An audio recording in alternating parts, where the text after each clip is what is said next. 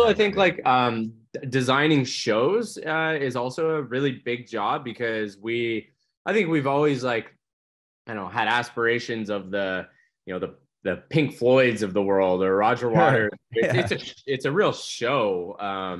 And I like that. Like I personally like when you go to a show and like I haven't seen the Taylor Swift show, but I've seen all the posts about it. What's up, James? How are you? Hey, Adam, how you doing? I'm doing great, man.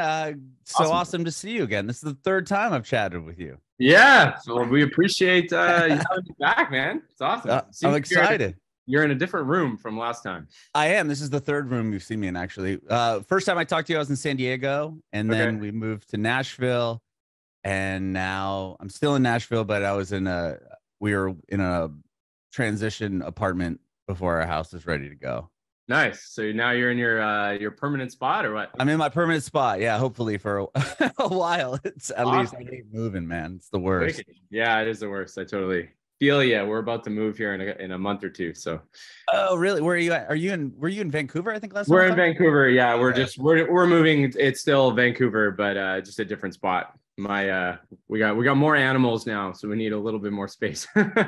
Oh, okay, right on. Were you guys waiting on someone else? No, or just you? Okay, just me. Yeah. Okay, Eric. You know Eric? I don't think he's joining. No. Oh, somebody just joined. I think Eric did. Eric did in fact just join. Oh, what's up, Eric? What is up? I was just saying hi, making sure that Zoom works for everyone, just facilitating the technology. I'll be out. Okay, cool. Thank you. Perfect. Sweet. All right. Yeah, just making sure everybody's good to go. Yeah. Right on. Yeah, dude. Yeah, so you're in Vancouver now. You're gonna move around, and then last time we spoke to you were in the studio. Yeah, I think you were doing what, like the third album, maybe, or it could be. Yeah, I remember that I was sitting in the little kitchen area of the studio, that little wood, the nice wood background. I don't remember though if that maybe we've recorded so much there that it's hard to keep track of which record that was. Yeah, because you're getting ready to release Jamesy Boy and the Screw Loose Zoo, and then we were talking. You're like, "Oh yeah, we're already working on the next record," which maybe was it's probably this one. Oh, okay. Wasn't You're Not a Bad Person? Well, we actually did this whole recording session kind of in one session, so it was kind of like a marathon session where we were there for like a month, and I think we recorded something like 22 songs or something like that. So. Wow. We ended up breaking that project up into kind of a couple different projects opposed to one kind of double album. Okay, yeah, I think so, because we were talking about how you said you kind of what the concept is of this new album. You're like, oh yeah, our bass player did this crazy like journey, and we wrote a song about it. But I feel like that's kind of the premise for this whole new. Project, it kind of took on a bigger life after that. There was a couple of songs that were kind of inspired by that story, and then was trying to kind of think of kind of the next steps of the band or the evolution of the band, and obviously we have an animation kind of arm to what we do, and so I was like, okay, why don't we try to do a bigger, more long form type of project? So then the idea came to kind of take the inspiration from kind of Jongo's story, and which is a really interesting one that I think a lot of people can kind of relate to. He was working for a big company, and he was a financial analyst, and had a really good paying job and job security, but ultimately not a lot of fulfillment in his life and in the job, and you kind of just feel like you're kind of at the bottom, so to speak, of the corporate ladder with really nowhere to go. And he just didn't have a lot of creativity in his job, not a lot of flexibility. And I think that just kind of reached a boiling point. And then he was like, I can't do this anymore. And he quit, and he went on this wild journey called the Camino, the Santiago De Camino, which is like a pilgrimage. It's like a 900-kilometer walk through Spain. So you walk through all of Spain, all the different cities. I think it touches France as well. And yeah, it's really like a soul searching type of walk. And it's tough. Like you're walking like something like 30 kilometers a day or something with your backpack on, and you arrive in a new town and you don't have a reservation. You just show up kind of at these hostels and try to get a meal and a bed. And then the next morning you're right back up it on the walk. And I think you kind of meet different people as you come and go, and you walk at different paces, and you hear their stories and they hear yours. And it's really, you know, a lot of people, I think, do that journey to figure out the next steps in their life, or, you know, to try to find their own answers almost by their own version of therapy. So I thought that was really, really fascinating and really interesting. And, you know, ultimately that led him to Canada, just kind of by serendipity. And then, you know, one thing leads to another. He's in Vancouver, and somehow we meet him, and now he's been a really huge part of what we do. So it's one of those things that in life is just unpredictable. You kind of just play the hand you're dealt, and you see how the cards fall on the table, and one thing leads to another. And now he lives in Canada, and he's with us. So it's that's wild. Yeah, so we thought it would be cool to kind of, you know, tell that story via animation, and kind of put the other songs to kind of, you know, fit the narrative, so to speak, of the emotional beats of what he was going through. So yeah, it's our first kind of kick at like long form content, which is totally different than anything we've ever done, or I think that even the industry really does. It's a huge project. It took a lot of people you know, working for a year for less than they could make doing something else. And, you know, we're excited about it. And it's kind of the first project of many in this format. So we're going to try this kind of longer form style, kind of musical film type of approach for the next kind of couple records. So we'll see. We're all in, and now we just see where the chips fall. That's amazing. Yeah. Last time we spoke, you were saying like you guys have always been kind of like a record ahead of the release. And we were actually talking about how I asked you if Jamesy Boy was like a concept album. You're like, well, not really. It was just some stories, more personal stories for you. And then you're like, maybe we should. You were kind of like floating the idea around about doing a more of a project like this. I think it's so rad that you ended up, you know, doing it, because you do have that whole element, the animation element, and just so much of what you guys do is really cool in those videos. Not only, I mean, the music's amazing, but like having that, like, you know, balance of the two, and now really putting it towards, it sounds like it's going to be more of a direct concept, like storyline. Yeah, exactly. Yeah, just trying to keep it interesting, trying to do something a little bit different. And I think the other thing for us is, you know, we've spent really the last year touring, which was new for us. So we played almost, 100 shows. So it was a really busy year.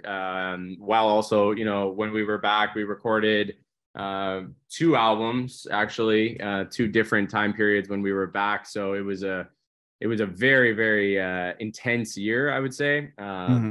I've kind of adopted this phrase of full contact living. Just one thing to the next, just game on.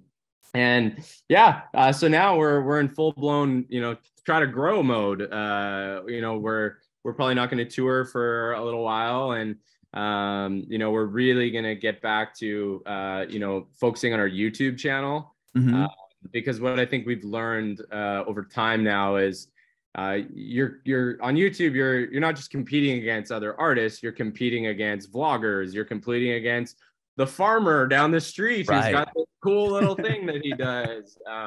So I think it's a platform that really requires and rewards consistency. And so I think we've learned that when especially through touring, when we've, had a release and then nothing for a little while, and then something else, and then nothing for a little while, you can't do that. I don't think it favors the platform. I think when you have a large subscriber base like we do, you guys have a bunch. You got to keep giving them things, or else they're just moving on to the next creator. So our plan this year is to really, weekly releases, and really try to just reinvigorate our YouTube channel to, hopefully just grow organically, and through steady releases for a full year.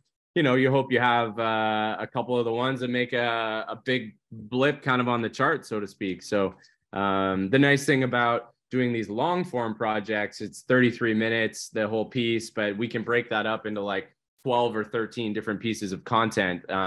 So that, you know, that's almost 3-4 months there of weekly releases. So that's going to be, wow, that's kind of our plan for the year. And then going right into another one after that, and after that again. And so really just all in on mad content this year. wow. Okay, so a couple things I'm curious about. First is you said you're gonna do like what? Are you gonna release a song every week, or is it just an element of the storyline that's gonna come out every week? That was the most challenging part, which we're going to learn from this, is trying to take a 33-minute, you know, pillar content or full film, and how do you break that up? That was the biggest probably decision that we had to make. So, you know, we talked to a lot of different people who are quite familiar with the YouTube space, and kind of the knowledge I guess we got was, if you can have a long form piece of content that's like 10 minutes. And your retention rate is high, that's like the holy grail, so to speak. Sure. So we figured, okay, instead of breaking this up into, you know, 3-minute chunks, hey, part 1, part 2, part 14, part 15, it's kind of hard to follow along. We decided to do it in 3 acts. So, you know, 3 roughly 11-minute acts that are going to come out kind of, you know, 2 weeks apart. And then after those 3 come out, we'll release the full 33-minute piece, and that's a separate piece of content. And then after that, we'll break them up into the individual 3-minute music videos week over week over week. So, wow. Yeah. So if you're someone who, you know, for example, missed Act 2 for whatever reason, you know, those 3 or 4 songs that are in Act 2 are really ultimately going to be new releases for you as one of our subscribers, if you would have missed that. So, hopefully we get the benefit of both, but we'll see. We've never done this before, so yeah, it could totally backfire and not work, or it could be great. I think that's the most challenging part about being an artist or a content creator, is you have to kind of make these decisions and then, you know, hope the world works in your favor a little bit. There's no how-to book on this, you know. Right, because your first act's coming out next week, I believe, right? Yeah, Monday. Soon? Yeah, Monday, and that's 4 songs. There's 3 songs, 3 songs, and that'll be the first act. And then once all the acts are out and the 33-minute video or full length thing comes out, or is that just going to be that's not even the acts scrunched together? It's like a whole different piece of content? That is oh, the it act, is okay, scrunched together if you wanted to watch it in its full okay, I got it. Or also, if you're someone who listens to YouTube as your primary music source and you don't want to have to flip between links, now you get 33 minutes of music straight on one link. That's awesome. Yeah. So we'll see. This is all a learning experience, and we've done our very best to prepare and try to make it interesting and try to build awareness. And now it's kind of like, it just has to be out in the world, and we'll see what happens. Yeah, I love the little teaser video you guys did, like the 1.5-minute little teaser for it. We've been trying to just spice things up a little, and I mean that's the whole thing, right? Is you gotta capture people's attention and build awareness, really, and you just try to do whatever you possibly can to give your first song or your first piece of content the best chance in the world. And you know, I'm not a fan of the whole pre-save culture, but I understand that it's, you know, when we ask, is this important? And people tell us yes. So it's like, okay, I guess we have to do this. Well, okay, if we're going to do that, let's at least make it an exchange with our fans of, you know, you get some value in it and we get some value in it. So we were, you know, doing things like you get a $5 merch card for pre-saving automatically, and just trying to have an exchange of goods, so to speak. It sucks when you're like, pre-save now, pre-save, please pre-save, you have to. And I hate it, but here I am making these stupid videos that say, but you have to. It's like it's kind of, I mean, it feels kind of cringy. I mean, I feel cringy when I have to do it for for this podcast and stuff. But in the reality, it's people need to know and they want to know. And you know, it's like, oh wow, okay, rad, this is coming out. I need to make sure that I know.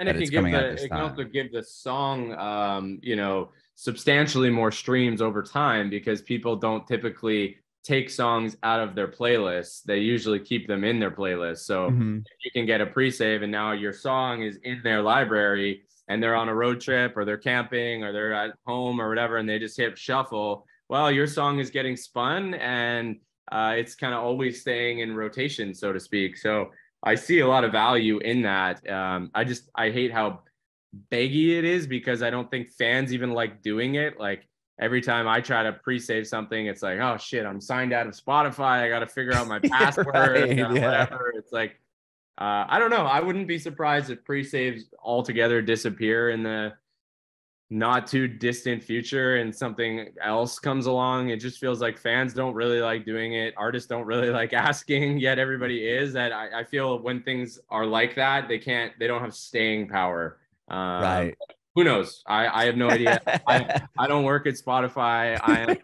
Sure. I have no idea. This is purely my own opinion. Well, you guys kind of started out, I know, well, you were in bands before and did the touring thing, and you were talking about, like, obviously if you're touring Canada, you're driving ridiculous mileage to get to the next place, and maybe there's not a lot of people there. So you really started Rare Americans more like online, right? Like that's what the real focus was in the beginning. Yeah, totally. 100% really online. Our kind of, I guess, plan from day one was to try to go global, because the internet's the internet. Anything Right. can circle around, and it really does not matter if someone's from Salt Lake City or from Rio de Janeiro or from Vancouver. I find that the internet, once things start gaining traction, then organically it gets boosted to other parts of the world, no matter what. It's more based on your interest, I would say, than the location. I'm not getting served a disproportionate amount of content from Vancouver. Right. I get served content that the powers that be think that I'm going to be interested in. Sure. So that was kind of our plan from the beginning, was just release a lot of content and try to go global to build a bit of a following, and hopefully those people will tell their friends, who will tell their friends, and we can create kind of this spider web online, opposed to the more traditional model where you didn't have the internet to your advantage, and you had to just play local gigs, and once you could sell 150 tickets, go to the next town that's an hour and a half away or whatever, and try to build outwards. That just wasn't our focus. And so, yeah, we didn't really play shows really at all. And then we had planned to, once we started kind of gaining some traction, but then obviously we got hit by the pandemic. We're like, okay, well, that's fine. This kind of actually fits us, because we had a lot of material that we were working on, and the ability to also continue making videos, because they weren't live action, they were animated. So it was really our animation team. Everybody was just working from home. We were able to still make content. And so we actually grew like a lot through the pandemic. And then once touring became a thing again, we put a tour on sale, and we started in America, which is very different for Canadian bands. Most Canadian bands, takes them a long time. They really focus on Canada first. Our audience was predominantly in America. So yeah, we put a tour on sale. We had absolutely no idea if we were going to sell 50 tickets or 500 tickets or whatever. And yeah, totally sold out like before we ever even hit the road. Not one ticket available. So that was crazy. That's totally amazing. Crazy. That was cool. That was one of the coolest moments probably of the whole experience, I would say, thus far. Did you do that tour before or after, or before the last time we talked? Oh, after, yeah. It was after, right? Yeah. We had never toured it. Yeah, you had still hadn't toured. And exactly. It was interesting because we were talking about like Arkells being like this band that was like a stadium band or arena band in Canada. And then I worked at a radio station before doing the podcast full time, and we had them play at like our Christmas show, and they were the first band like as you came in, and it was interesting to kind of see the difference. And then but you guys having a fan base already here right away, I mean, that's probably it probably adds a lot more value. I don't know, maybe. What do you think? I don't know. I guess America is the place you kind of want to make it. What's great about America is cities are quite close together. So you can hit so many markets. Like we toured America twice in 1 year, and still I feel like there's 40 cities that are good sized major markets that we could sell out in, and we haven't even hit those yet. So that's wild. The other thing that's good about America is people really want to buy merchandise. Okay. So it's it's quite lucrative, I would say, on the merch side, if you're a band that really puts an emphasis on merch, which we are. Yeah. So we've done very, very well with merchandise in America versus you go to Eastern Europe, for example, and just the economy is just so much tougher. You know, it's just really, it boils down to that. People just don't make as much money. They don't have as much money, but it still costs us as much money to make merchandise. So, right. You know, we can't just totally slash our prices to meet kind of their economic status in any given country. So we find that, you know, in countries like Slovakia, for example, you sell a lot less merchandise. And at the end of the day, it's like, that's revenue as a band, and you're there, and it's expensive to tour there. So these are all kind of things you learn along the way, and that you have to factor into your decision making, especially as an independent band. So yeah, America, I mean, it's the place, man. It's everybody wants to make it big in America. I think that's so rad though, that you guys were able, because you hadn't done anything or hadn't done any touring yet, and we were kind of talking about that, and it was more on the lines of radio, like because you guys were talking about the radio, because I worked at the radio. And speaking of your merch, I found my Rare Americans. Nice. Yeah. we're lunch pail. Yeah, we got the lunch boxes coming back. Actually, do you? Yeah, we're doing them again for this release. We got a lot of cool merch for this. We did a backpack, a water bottle, and like kind of like a travel kit, so to speak. Oh, that's cool. Yeah, going along line with the storyline. Yeah, that was still the coolest thing I've ever received when I worked at the radio station. That's awesome. That's super cool. Yeah, I still have it. It has the I didn't even take the T-shirt out. It's got the grinder, like a bottle opener. I think there's gum in there. I just went through it a few minutes ago. Yeah, gum and chocolates. Yeah, yeah, so cool. Well, what was I going to say? I was going to ask you about so coming up with the new record. You said you were working on a bunch of stuff. So You're Not a Bad Person was at the same time as this kind of concept thing built. And what about like Songs That Don't Belong? Was that just kind of like that was like all in the same thing? I don't want to say throwaways, but that's why we called it Songs That Don't Belong. They were like one or two from the first record we ever did. There is, maybe one from Jamesy Boy and the Screw Loose Zoo time period. There were just songs that I had kicking around essentially iTunes that we had never released. And it was kind of more like, we're not going to put a lot of hype into this. We're not begging people for pre-saves. We're not putting a huge campaign. It was more like, it's Christmas. Here's 5 songs that were kind of outcasts, so to speak. And then I would say that I probably of the recording session we did for this one and You're Not a Bad Person, I would say I pretty well cherry picked the songs that I wanted to for this project. Okay. And then the rest were kind of like, okay, well, let's make a record out of that as well. So yeah, that's kind of how it came to be.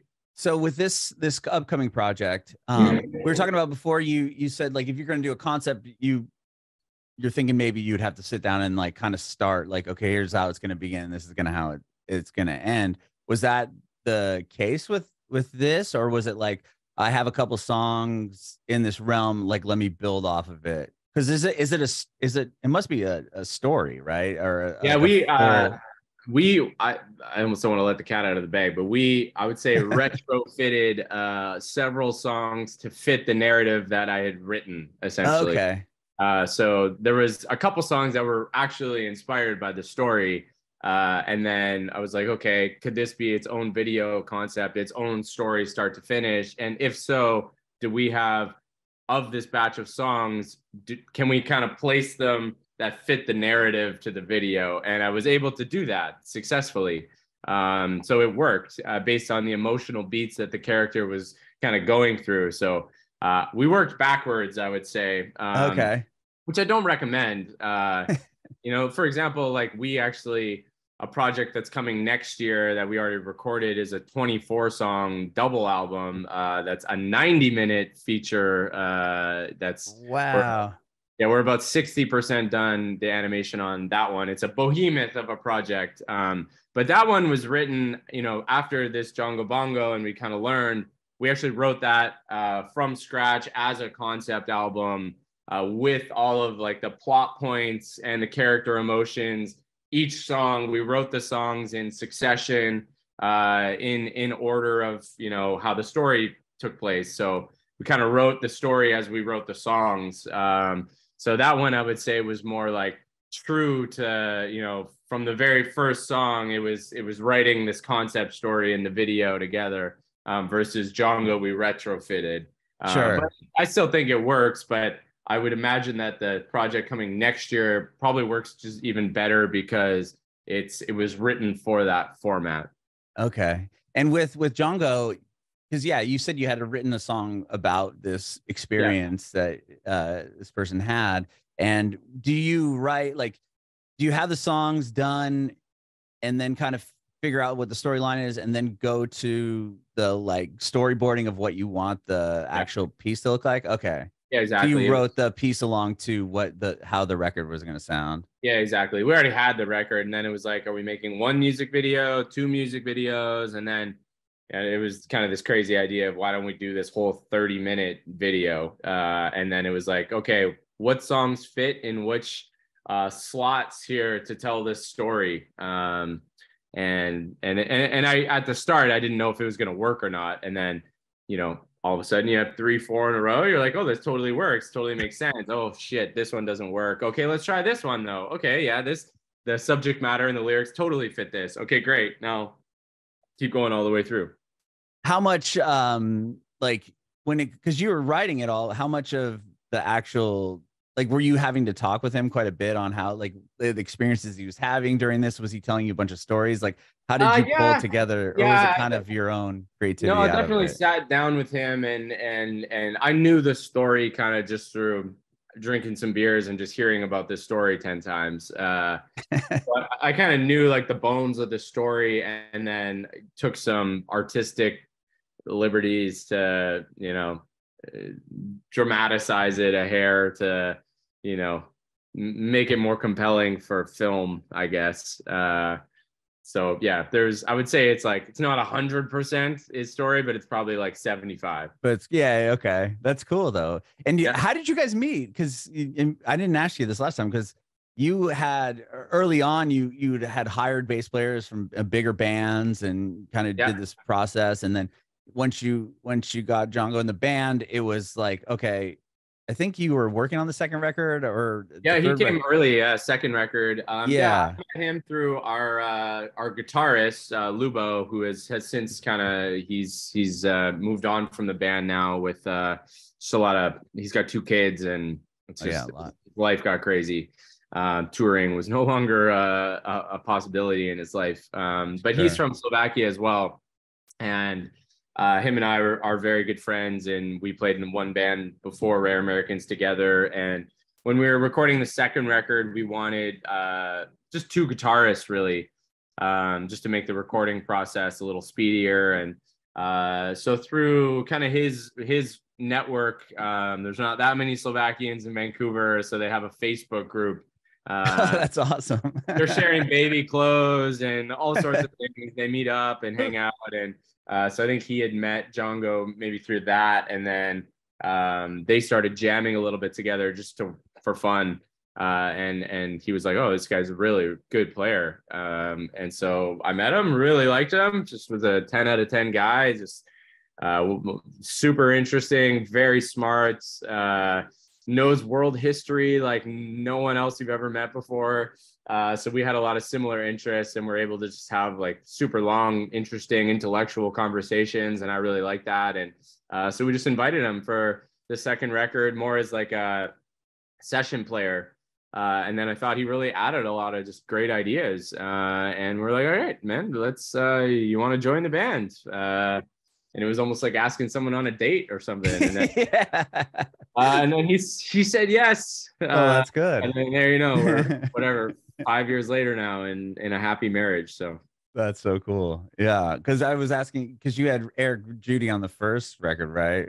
Actually, Eric Judy was supposed to be on the first record, and then he had a hernia or something, right? He pulled out like a week before we were recording. That's what it was. He was replaced by Yuki Matthews. Oh yeah, from the Shins. That's what it was. Okay. Now Yeah. I do remember now. Okay. Yeah. But yeah, and then he joined because I asked if you're, and he just became the permanent member at that Yeah, point exactly. after later on. Okay. Yeah. Well, so when it comes to this, because this new project, Act One's coming out, and I'm just like, I'm super excited to see how this thing all kind of unfolds. I know it had to be like a, That like you said, makes two of us. like a behemoth, and I guess the next one's even more insane. But like just having this all put together, and the following you guys have put and made online is just so impressive. Thanks. Yeah, it's been a journey, man. Just I feel like you just got to keep grinding. That's kind of feel the only way that you can be in this industry is if you have thick skin and you're willing to just get your hands dirty and understand that there's going to be losses, and understand not everything's going to pop off, even if you love it and you don't understand why other people don't love it. That's just kind of part of the journey, I think. And you have to really like the journey to be in this industry. If all you're purely focused on is the destination, then I think you're gonna have a real tough time. It's tough. There's a lot of work that goes into it, man. It's crazy. Yeah, I know, especially with what you guys do, not only having the songs and then recording the songs and that aspect of it, but then adding in this whole like animated storyline and these characters and everything else. Like Honestly, I feel like that, like at least for me specifically, that's not what's that hard in my opinion. I would say that like I find that actually the easier part, or the fun part at least, of like my favorite thing is to make something from nothing. That's what gets me off. I love writing a song. You have this thing now in the world that never existed. I like recording songs because other people inspire you, and different producers, that you bring this thing to life and you get really inspired. And making videos also, I find, a really fun, interesting process. And I think what's hard is marketing them, oh yeah. and getting your ducks in a row on all like the details that go into like releasing something. And then, so especially when you're not on a label, because we're our own label. So all of the, call it like admin work that you have to do to successfully release an album on time. So everything hits at once, your merchandise, your songs, your TikTok sounds, your everything, and coming up with an interesting awareness campaign to get people jazzed on this project. I think that's a massive job. Yeah. That's a job. I would say it's more of a job than just the creation part, which feels like pleasure. And then I would also say that touring that introduced a whole new behemoth in my life. That's just wild. Like it just puts a wrinkle in everything. And I love playing shows. Like I enjoy the moments with the fans and bringing all that energy to the table. But I would say that the grind of travel and the grind of just being fatigued all the time, because you're catching a plane here, you're on a train here, a bus, a vehicle, did I get 4 hours of sleep tonight or 7? Where am I eating my next meal? I have takeout now 2 times a day. Like and then the downtime you have when you're not either at sound check or playing or getting ready for your show. You have kind of several hours, but you're kind of living in this like cloud where you're like, I'm a little too tired to just sit down and like work on something like a song. And okay, I'll get my emails done. I have to, but oh shit, I have to get to this next whatever interview, or Right. you never have enough time. So you're like, I guess I'll walk around a city, and then all of a sudden you're like, okay, that was cool, but shit, I was in this city 6 months ago, so I know this city very well at this point. So I sound like I'm complaining. I don't want to complain. No, but that's the nature of it all. Yeah, right? I mean, that's how it is. Yeah, and you're gone a lot. So I'm someone who really likes routine. Like I like, I like going to bed. I like waking up early in the morning. I like working out. I like taking my dog out, every single day. And I like playing sports a lot. That's a big part of my life. So when you're gone for like a year, just routine is just gone. It's out the door. And that's where I also find, like, on the mental health side of things, that's where it can get challenging. Like, Oh yeah. you got to really, like, you know, you got to really have check-ins with yourself, because when you're just totally outside of any sort of routine, everything feels a little bit chaotic. So I would say touring is, for all of us, really just added like this element of life that had never existed before. That's kind of become part of what we kind of have to do. And it's just new. We just never had to deal with that before. So it will be, I guess, interesting and strategic how we approach this, you know, moving forward, so we don't burn ourselves out either.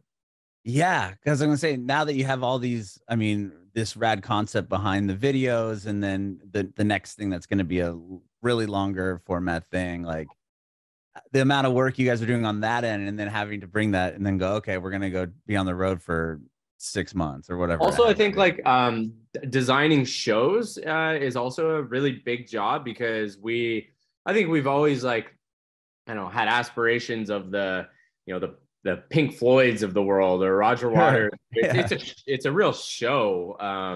And I like that. Like, I personally like when you go to a show, and, like, I haven't seen the Taylor Swift show, but I've seen all the posts about it. Oh, I went, dude. It was the coolest thing I've ever seen in my whole life. Yeah, exactly. Like, 100%. So, yeah, so I really am going to try to go. I don't think she's playing in Vancouver, but anyway, like, I love the idea that she's put so much thought behind her show, and so we're obviously trying to do that same thing at a club level. You know, we don't get to have a stage where she's jumping into water or whatever. But, yeah, her stage was gnarly, man. I mean, the amount of money that had to cost, the screen alone, it had to be so many and months and months and months, or a year of preparation. So anyway, it's us in the basement trying to come up with our version of these different moments that we can create in the show. But you got to write those. We're not just a band that goes up and, like, just jams and plays whatever song. We've tried to really take the kind of our animated approach of, you know, having more of a theatrical type of, you know, presentation online, and now do that same thing to our live show. And that's really just, again, 4 guys in a basement trying to write this. And that doesn't work. This doesn't flow right. Okay, switch. Okay, we need another idea here. What kind of moment can we have to spice this up? Okay, let's try this. All right, that works. Great. Okay, we're on to something here. But that's a process that also just takes hours and hours and hours and hours and hours. It's not something that, you know, just happens. You got to just really go through the repetition of it. So you need to block off, like, a couple solid months, really, of creating a good hour and a half show.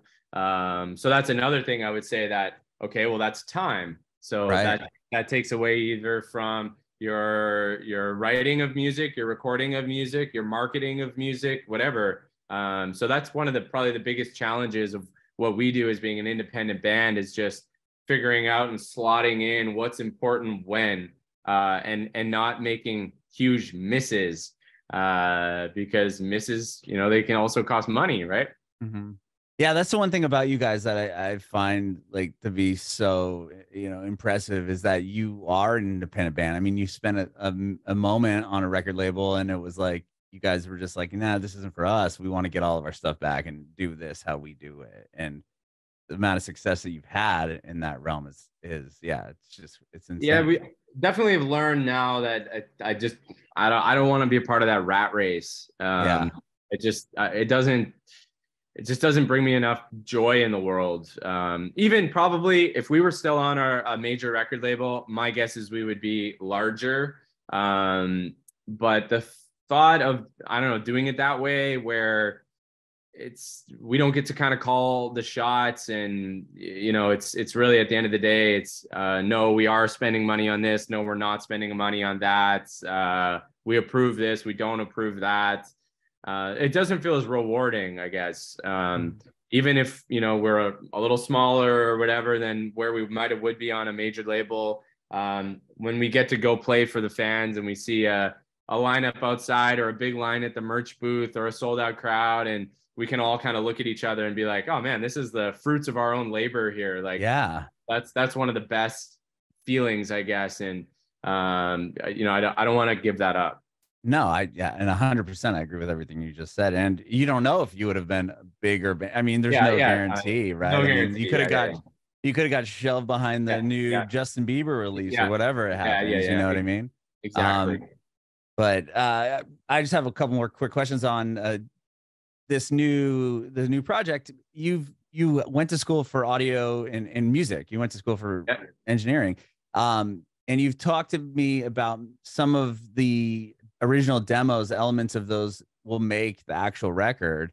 Did you have that same experience with these songs on this, you know, this? Yeah, I would say like almost all of these songs we had demoed ourselves, and done a lot of the production work. And it wasn't until kind of this last record that we did where we worked with a totally different producer, a different style of producer, who is much more of like a dude who had a vision for a song, and he did not want to hear your demo. He was like, play me this on the acoustic guitar right now. I have no interest in hearing what you've kind of crafted at this point, because you can never unhear something as a producer, which I now understand. So you're almost like when you his name was Tim Randolph, and that's the upcoming projects, which I'm really excited about. But yeah, you can't unhear something. So he was like, he wanted to have his shot at how he visualized something first.